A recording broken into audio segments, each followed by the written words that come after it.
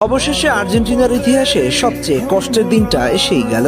আকাশী নীল জার্সিতে লিওনেল মেসির বিদায় ঘণ্টা বেজেই গেল।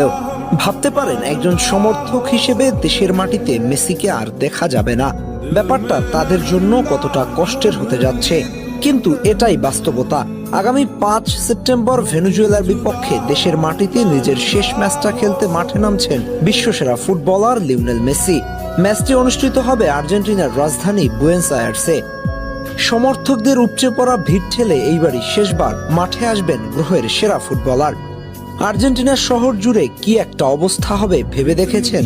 মেসি নিজেও হয়তো কান্নায় ভেঙে পড়বেন। প্রাপ্তি আর অপ্রাপ্তির মিশেলে চোখের কোণে জল আসাই স্বাভাবিক। যাত্রাটা শুরু হয়েছিল 2005 সালের 17ই আগস্ট হাঙ্গেরির বিপক্ষে। সেদিন বদলি হয়ে মাঠে নেমেছিলেন। মাত্র 65 সেকেন্ডে লাল কার্ড দেখে বসেন। শুরুটা মোটেও ভালো হয়নি, তবে এরপর আর পিছনে ফিরে তাকাতে হয়নি। কেটে গেছে 1 যুগের বেশি সময়।